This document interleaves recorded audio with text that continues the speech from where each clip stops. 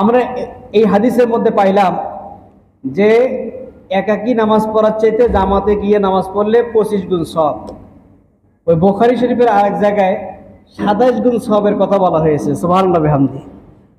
এই হাদিসটা ওয়ান ইবনে উমর রাদিয়াল্লাহু তাআলা আনহু আন্না রাসূলুল্লাহ সাল্লাল্লাহু আলাইহি ওয়াসাল্লাম ক্বালা সালাতুল জামাতি তুফদালু সালাতুল ফাজরি বি27 দারাজাতান। জামাতের সাথে নামাজ আদায় করা একাকী নামাজ পড়ার চেয়ে 27 গুণ সওয়াব। সুবহানাল্লাহি ওয়া বিহামদিহি। তাহলে জামাতের সাথে আমাদের নামাজ পড়া দরকার। রাসূল পাক সাল্লাল্লাহু আলাইহি ওয়াসাল্লাম অনেক হাদিসের মধ্যে জামাতের কথা খুব শক্ত করে বলেছেন। যেমন নবীজি এক হাদিসের মধ্যে বলেছেন, সল্লু কামা রাআইতুমুনি উসাল্লি। এটাও সহিহ বুখারীতে রয়েছে 88 নম্বর পৃষ্ঠায়। সল্লু কামা রাআইতুমুনি উসাল্লি, তোমরা আমাকে যেভাবে নামাজ পড়তে দেখেছো তোমরা সেইভাবে নামাজ পড়ো।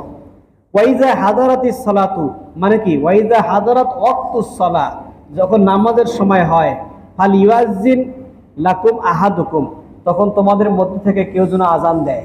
তাহলে আজান দেওয়া কি সুন্নতে মুআক্কাদা, আজান দিতে হবে, সেজন্য ওয়াক্ত অনুযায়ী আজান দেয়। মুয়াজ্জিনকে হাদিসের ভাষায় বলা হয়েছে মুতামিনুন, আমানতদার, আর ইমামকে বলা হয়েছে দামিনুন, জামিনদার। আল ইমামু দামিনুন ওয়াল মুয়াজ্জিনু মুতামিনুন। ইমাম হচ্ছে জামিন আর মুয়াজ্জিন হচ্ছে মুতামিন, আমানতদার। কারণ তাকে ওয়াক্ত চিনতে হবে, ওয়াক্ত মোতাবেক আজান দিতে হবে, এটা তার আমানতে দেওয়া হয়েছে। সে যদি ওয়াক্তের আগে আজান দেয় ওই আজান সহি হবে না, ওই আজান সহি হবে না। আর ইমাম সাহেব হচ্ছেন জামিন, সে জিম্মাদার, সে জামিনদার। কিসের? মুসল্লিদের জামিনদার।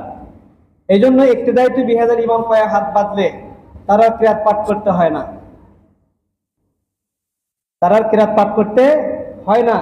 কারণ আল্লাহ পাকের দরবারে স্মারকলিপি পাঠ করবে তো একজনেই না, সবাই। সুনানে আবু দাউদের হাদিসের মধ্যে আসছে, মাল্লাহুল ইমামু ফাকিরাতুল ইমামে কিরাতুল্লাহু, যাহার ইমাম রয়েছে ইমামের কিরাতেই তাহার জন্য যথেষ্ট। কাজে আপনাদের জিম্মাদারি নিয়ে ইমাম সাহেব আল্লাহর দরবারে পেশ করবে।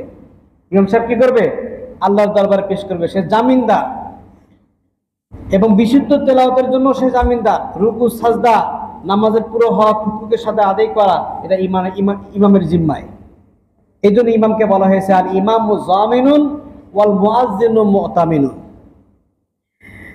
নবীজি বলেন, যখন নামাজের সময় ঘনিয়ে আসে, ফালিউয়াজ্জিন লাকুম আহাদুকুম, তোমাদের মধ্য থেকে কেউ যেন আজান দেয়।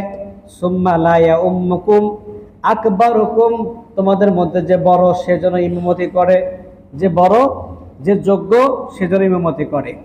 তাহলে এখানে এই হাদিসের মধ্যে জামাতের গুরুত্ব বোঝানো হলো। ইমামতের বিষয় যেহেতু আসছে, অতএব এখানে জামাতের কথা বলা হয়েছে। এভাবে জামাতের কথা অনেক হাদিসের মধ্যে বলা হয়েছে।